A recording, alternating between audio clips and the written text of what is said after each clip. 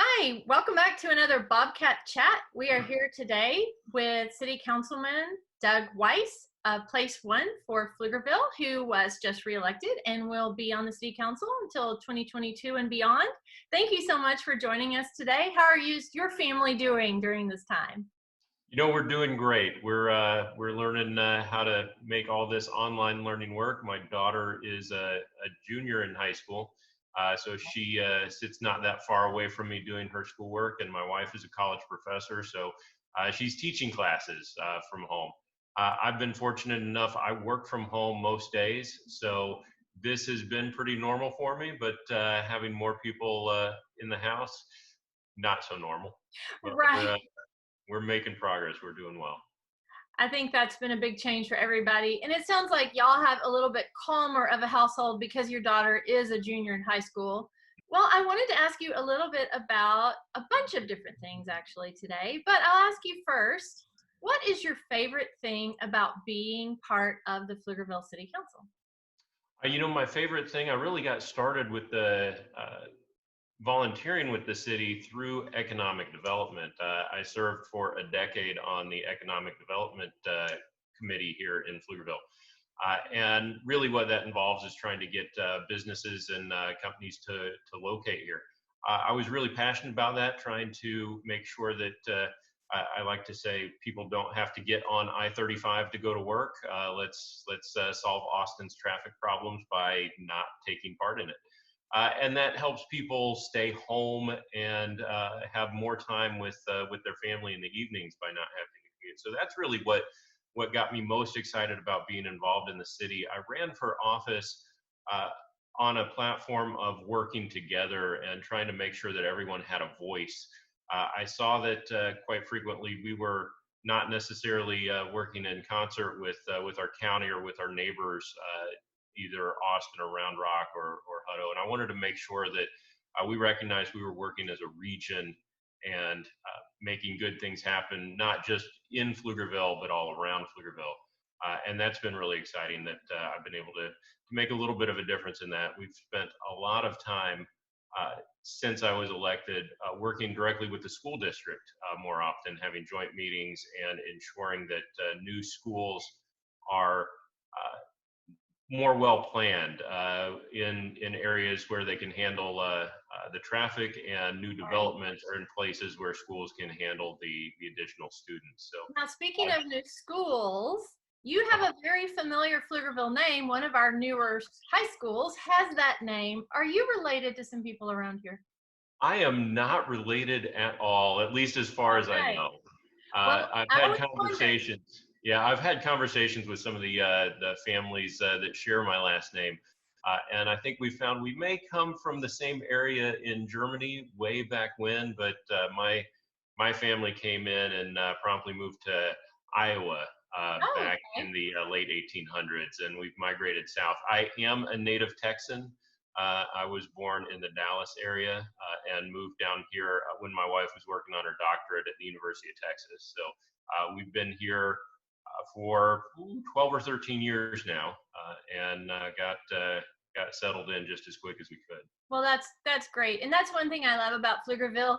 They really will welcome you with open arms. It still has that small community feel, and it's like you said, we're a region. We're not just individual small towns anymore. So I'm glad that you're working toward that as well. So it sounds like you've become part of that yourself.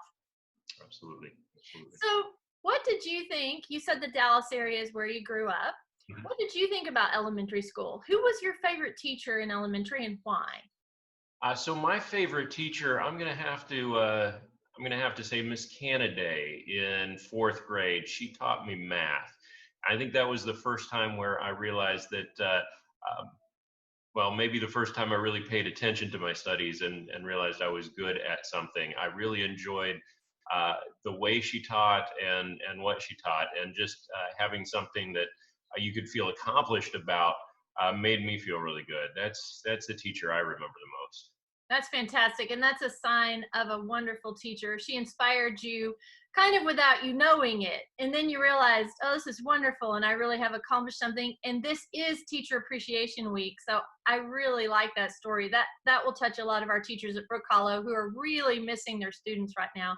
So is your wife missing her students right now too? Or is she glad to be at home teaching online? Oh, she's very, very much missing her students. She laments frequently about not being able to see their reactions. She teaches art history, so a lot of pictures where people may have an immediate emotional or physical reaction to the pictures, where something that may be really lovely or really thought-provoking, and not being able to see her students' reactions to that.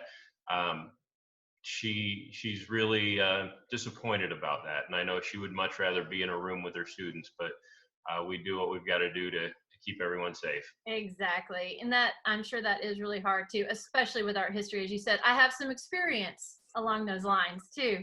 So along the lines of keeping everyone safe, the state is beginning to reopen, and that's exciting for a lot of people, especially business owners and small business owners.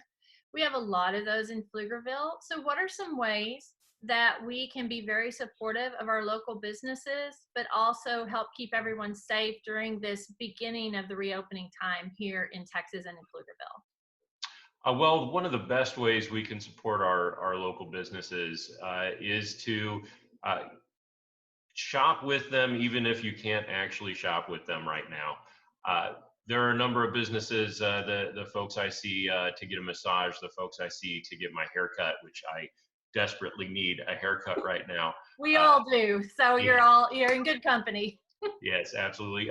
We can purchase gift cards for those businesses online.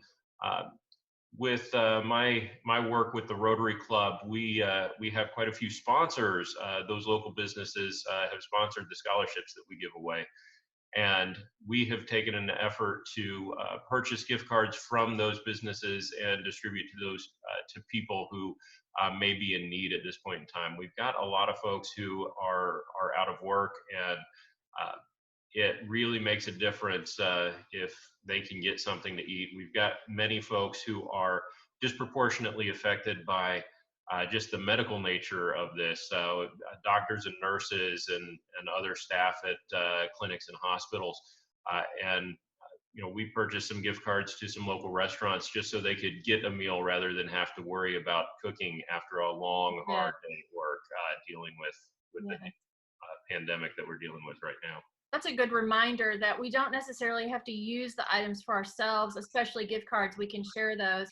What is one thing that's happened for you during this period of isolation and social distancing that's been surprising and maybe even fun or exciting?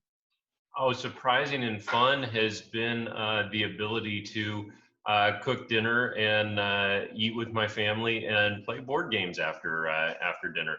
That's what we've been doing just about every night. We've been able to sit down and have family fun together. We've been able to go out on some walks through the neighborhood. Some things that we don't do when we've got busy schedules of dance and soccer and other evening activities keeping us busy. So Yeah. it's slowed us down and allowed us to connect, and that's been really great and really fun.